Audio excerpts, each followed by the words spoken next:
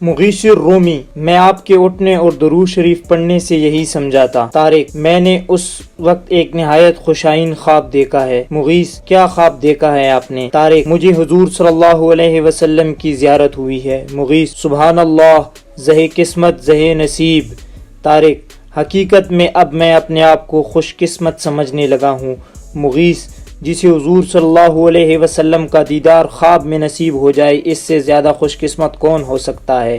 طارق: یہی بات ہے، میں سو رہا تھا کہ میں نے ایک روشنی دیکھی، نہایت ٹھنڈی اور بہت تیز، مگر آنکھوں کو ناگوار نہ معلوم ہوئی تھی۔ میں حیران ہو کر دیکھ رہا تھا کہ یہ عجیب روشنی کہاں سے آ رہی ہے۔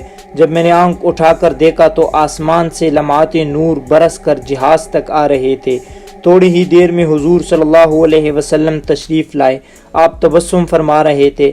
میں نے باختیار اٹھ کر حضور صلی اللہ علیہ وسلم کو سلام کیا۔ آپ نے سلام کا جواب دے کر فرمایا: طارق، مبارک ہو اور خدائے قدس تم کو اس مہم میں فتح عطا فرمائیں گے۔ اس بشارت کو سن کر میرا دل فرط مسرت سے سینے میں اچھلنے لگا اور فوراً ہی میری آنکھ کھل گئی۔ آہ کاش یہ منظر تھوڑی دیر اور رہتا اور میں حضور صلی اللہ علیہ وسلم کے روئے انور کی کچھ اور دیر زیارت کر سکتا۔ مغیث الرومی: جتنی زیارت قسمت میں تھی کر لی۔ خدا کا ہزار ہزار شکر و احسان ہے کہ اس نے اپنے پیارے حبیب کو بشارت دے کر بھیجا۔ طارق: میں اپنی قسمت پر جس قدر بھی ناز کروں کم ہے۔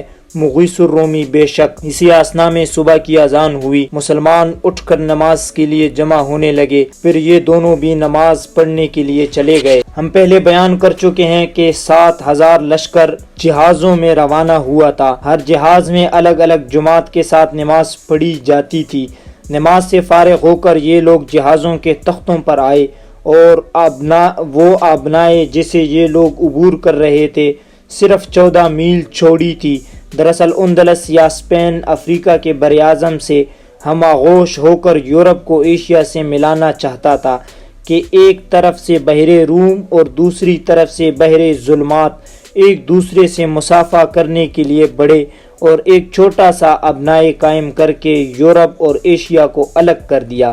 اسی آبنائی کا زیادہ حصہ طے ہو چکا تھا اور بہت تھوڑا باقی رہ گیا تھا۔ سامنے جزیرہ خضر، جسے سبز جزیرے کے نام سے بھی یاد کیا جاتا ہے، کہ ملحقہ پہاڑیاں نظر آ رہی تھی۔ یہ ایسا سرسبز خطہ تھا کہ دور ہی سے لہلہاتا ہوا نظر آ رہا تھا۔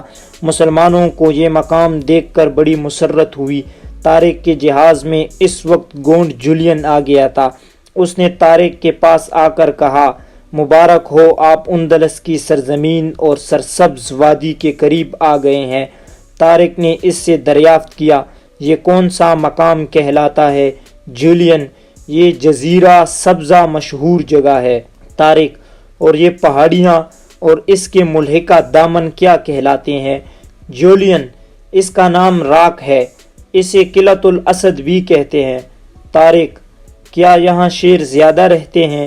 جولین: یہ ایسا دلکش مقام ہے کہ یہاں ہر جانور اور انسانوں کا جی رہنے کو چاہتا ہے، نیز شیر بھی بکثرت پائے جاتے ہیں۔ اب جہازوں کا رخ قلعۃ الاسد ہی کی طرف ہو گیا تھا اور ہر لمحہ ان کی جہاز جزیرہ خضر کے قریب ہوتے جاتے تھے۔ آفتاب نکل آیا تھا اور اس کی شعاعیں سمندر کی نیل کون پانی پر رقص کر رہی تھی۔ صبح کا سہانا سما تھا، ہوا کے خوشگوار جھونکے چل رہے تھے۔ جزیرہ خضر کی سبزہ زار پر آفتاب کی بنفسی شعاعیں عجیب دلکش منظر پیش کر رہی تھی۔ مغیث الرومی نیز تمام مجاہدین اسلام کی نگاہیں اس طرف لگی ہوئی تھی۔ طارق نے کہا: کس قدر دلکش منظر ہے؟ جولین: اندلس کا چپا چپا دلکش ہے، اس میں چاندی کی کانیں اور دوسری چیزیں بھری پڑی ہے۔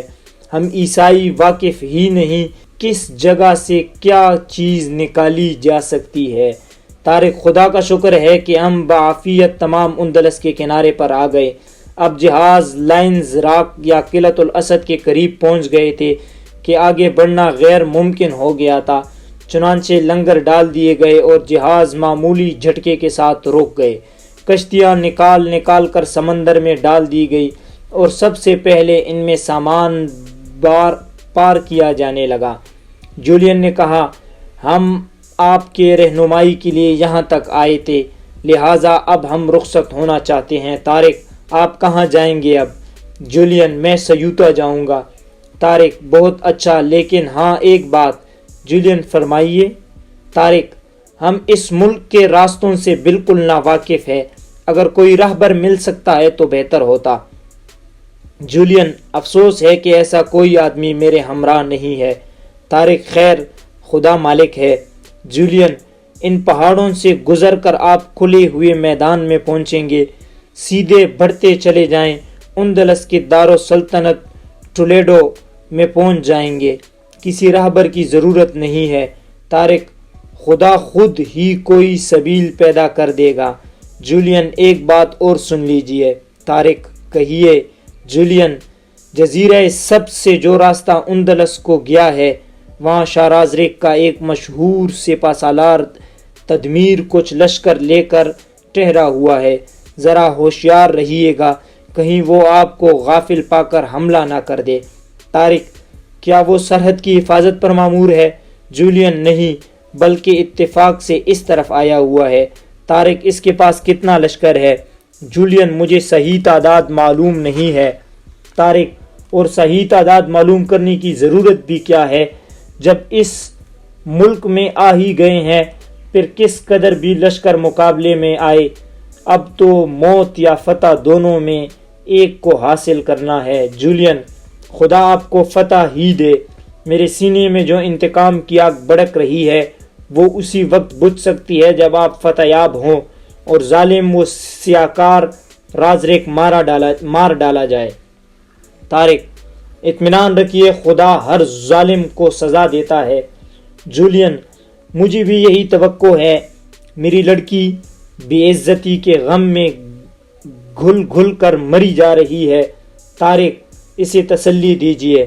جولین آپ کا لشکر کشی کا حال سن کر خود ہی تسلی ہو جائے گی۔ اچھا اب رخصت ہوتا ہوں۔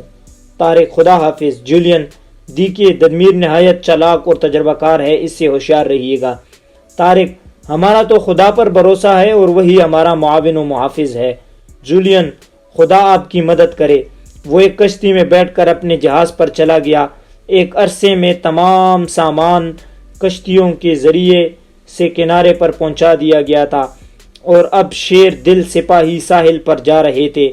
جب تمام لشکر ساحل پر پہنچ گیا تب طارق اور مغیث الرومی بھی کشتی میں بیٹھ کر ساحل پر جا پہنچے۔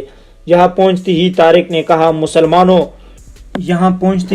نے کہا مسلمانوں خدائے بزرگ و برتر کی مہربانی سے ہم اندلس کی سرسبز ساحل پر پہنچ چکے ہیں۔ تم خوب جانتے ہو کہ خدا مسلمانوں کی مدد کرتا ہے اور انشاءاللہ ہم اس کی مدد سے تمام اندلس پر قابض ہو جائیں گے۔ رات جب کہ میں سو رہا تھا تو سرکار مدینہ فخر موجودات حضرت محمد مصطفیٰ صلی اللہ علیہ وسلم خواب میں تشریف لائے اور مجھے اندلس کی فتح کی بشارت دی۔ جیسا کہ میں خدا کی وحدانیت پر ایمان رکھتا ہوں، ایسا ہی فاتح اندلس پر بھی ایمان و یقین ہو گیا ہے، مگر میں کسی پر جبر نہیں کرنا چاہتا۔ سوچ لو کہ یہ مہم معمولی نہیں ہے۔ اس ملک کے چپے چپے پر ٹڈی دل عیسائی بکھرے پڑے ہیں۔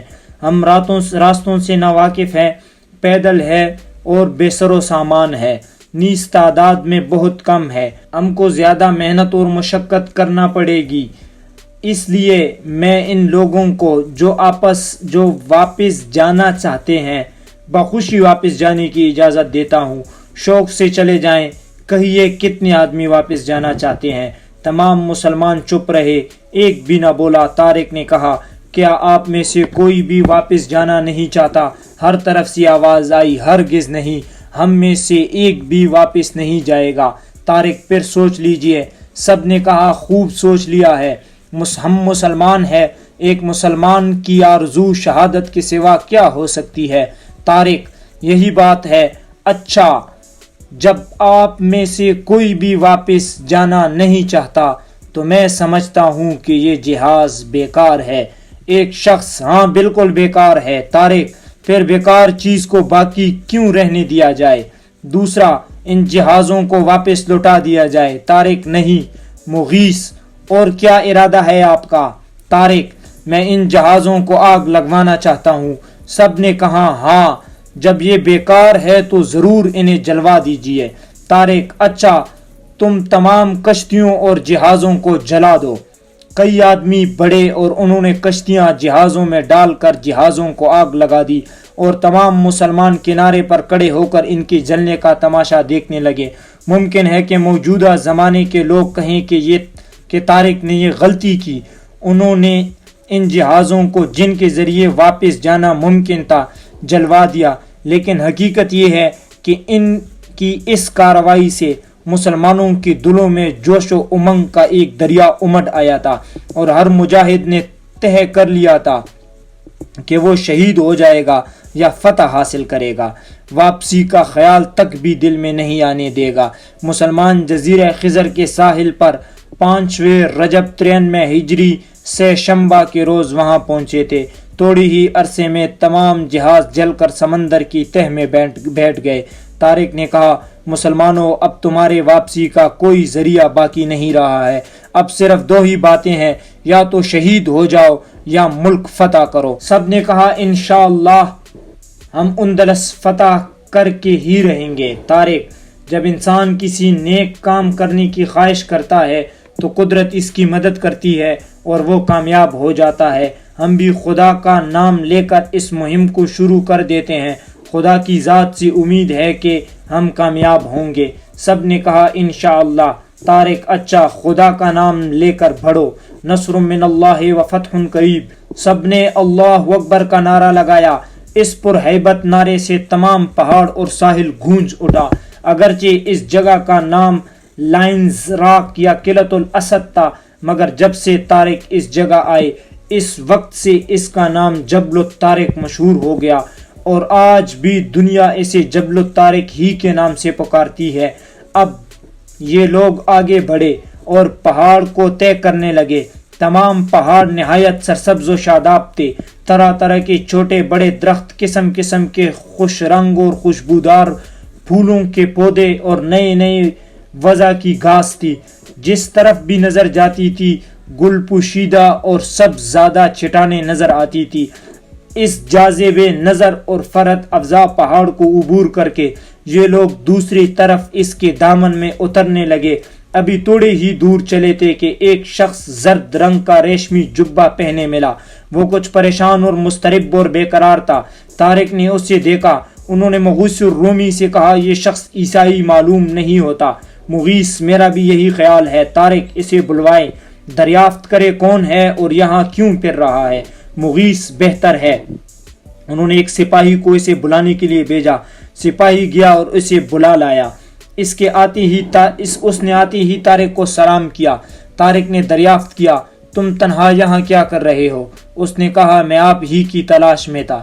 طارق نے حیران ہو کر پوچھا ہماری تلاش میں؟ وہی شخص جی ہاں۔ طارق گویا تمہیں ہمارے آنے کی توقع تھی۔ وہی شخص مجھے بتایا گیا تھا۔ طارق کس نے بتایا تھا؟ وہی شخص۔ میں سب کچھ عرض کرتا ہوں، میں مظلوم ہوں، ظالم عیسائیوں کا ستایا ہوا ہوں۔ کیا آپ میری داستان سنیں گے؟ طارق ضرور سنوں گا، ہم مظلوموں کی حامی ہے۔ وہی شخص اب آپ میری داد رسی کریں گے؟ طارق انشاءاللہ۔ اچھا تم اپنی داستان سناؤ۔ وہی شخص بہتر ہے۔ طارق مغیث الرومی اور قریب کھڑے لوگ ہماتن متوجہ ہو کر اس کے طرف دیکھنے لگے۔ اگر آپ کو کہانی پسند آئی تو ویڈیو کو لائک کریں، چینل کو سبسکرائب کریں اور بیل آئیکن کو دبا دیں تاکہ آپ کو بر وقت اپڈیٹ ملتی رہے۔